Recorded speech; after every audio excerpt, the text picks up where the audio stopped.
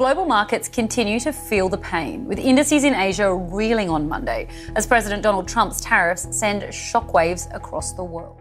US President Donald Trump has explained why he's not giving countries including Australia an exemption from his hefty tariffs. Everything in our power to get that order to re-establish the great relationship that we have, and we do.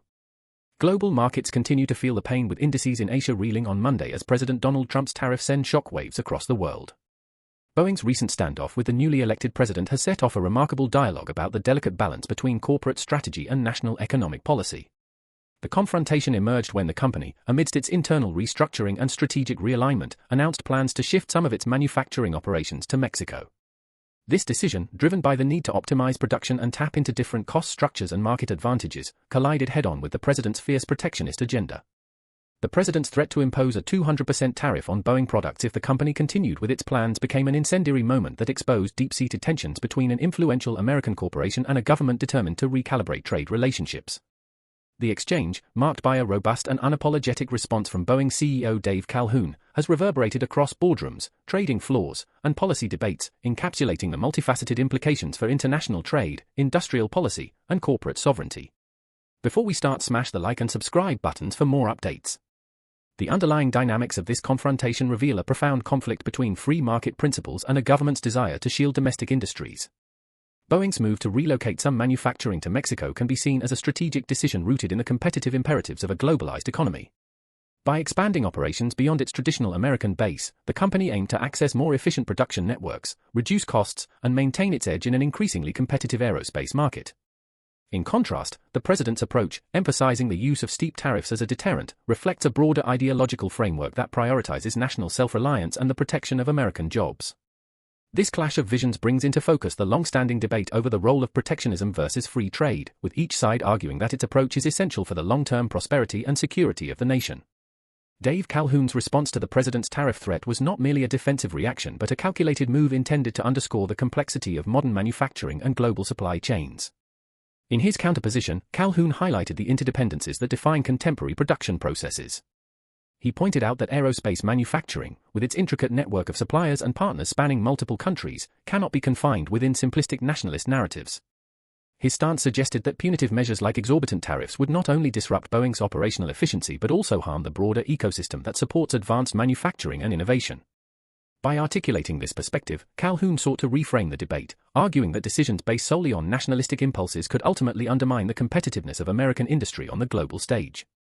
The broader implications of this confrontation extend well beyond the immediate interest of Boeing and the presidency. One critical aspect is the impact on international trade relations. The threat of a 200% tariff, an unusually steep rate, raised significant concerns among global trading partners and industry observers about the potential for retaliatory measures and the escalation of trade disputes. Such a scenario could set a dangerous precedent, signaling that major industries might be subjected to drastic punitive measures in the pursuit of protectionist policies.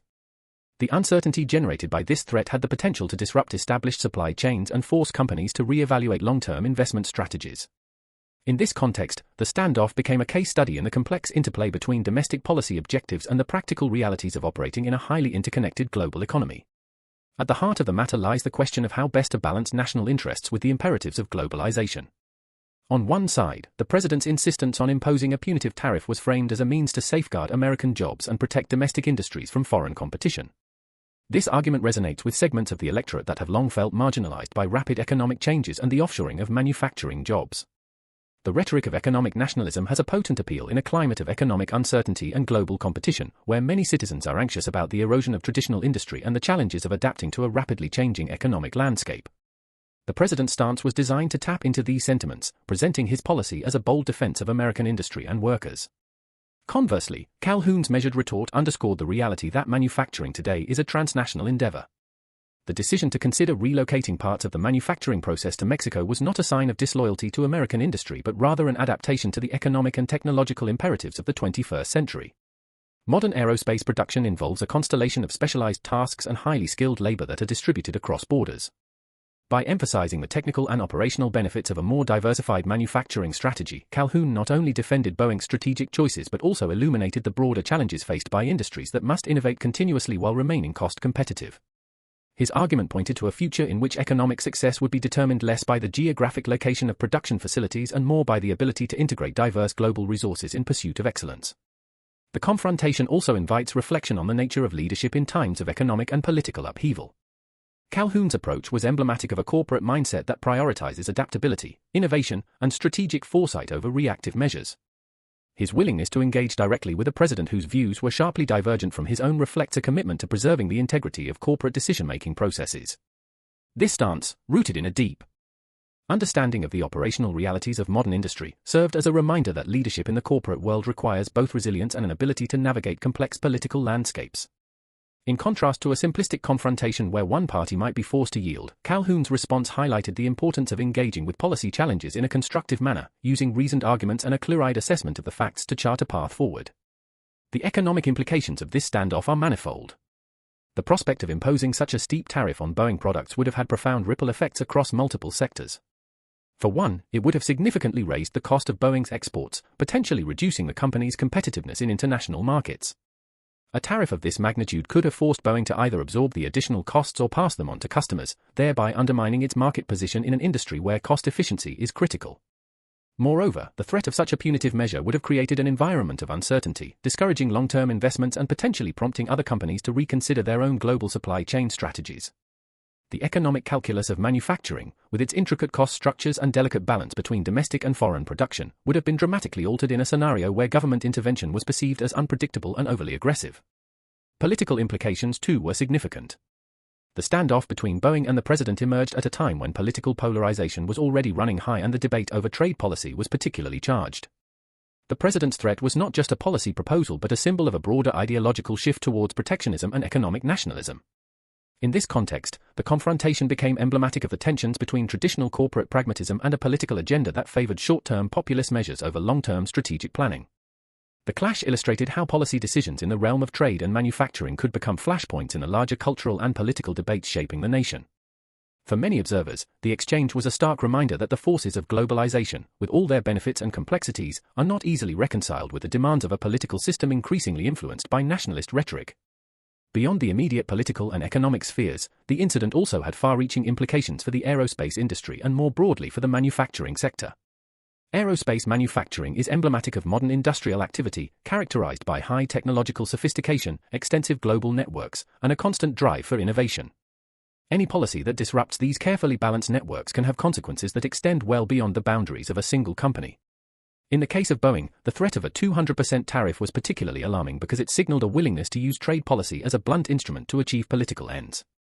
For an industry that depends on precision, reliability, and long-term planning, such volatility in the policy environment could stifle innovation and deter investment. Calhoun's spirited rebuttal thus resonated not only within Boeing but also among other industry leaders who were keenly aware of the stakes involved in maintaining a stable, predictable framework for global operations. A closer examination of the strategic considerations at play reveals the tension between cost management and operational resilience. Boeing's exploration of manufacturing options in Mexico was driven by the need to optimize production costs in an increasingly competitive market. This decision was not taken lightly, as it involved a careful evaluation of the benefits of lower labor and production costs against the potential risks associated with geopolitical shifts and changes in trade policy. In a world where supply chains are both complex and vulnerable to disruption, companies like Boeing must continuously recalibrate their strategies to balance efficiency with risk management. The president's threat, by introducing an element of extreme unpredictability into the equation, threatened to upend this delicate balance. Calhoun's response, therefore, was as much about defending a sound business strategy as it was about advocating for the need to base policy decisions on empirical analysis rather than ideological impulses. The interplay between corporate strategy and government intervention in this scenario also highlights the broader challenges faced by policymakers in an era of rapid technological change and global integration. The aerospace industry, with its reliance on advanced materials, cutting-edge engineering, and sophisticated logistics, epitomizes the kind of high-stakes economic activity that is both a driver of national prosperity and a target for political maneuvering. The debate over where to locate manufacturing facilities, how to manage international supply chains, and what role the government should play in regulating these processes is a recurring theme in policy discussions.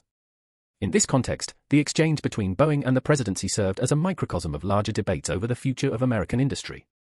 It forced stakeholders to confront uncomfortable questions about how best to reconcile the demands of economic globalization with the imperatives of national security and domestic employment. The ramifications of this event extend into the realm of investor confidence and market stability. Investors are acutely sensitive to signals of political interference in corporate operations, especially in industries as capital and technologically advanced as aerospace.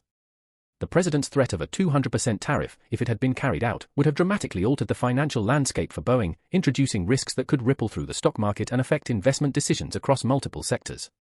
The mere possibility of such an intervention created an environment of heightened uncertainty, prompting investors to question whether government policies might become an unpredictable variable in what had traditionally been a domain governed by market dynamics and long-term strategic planning.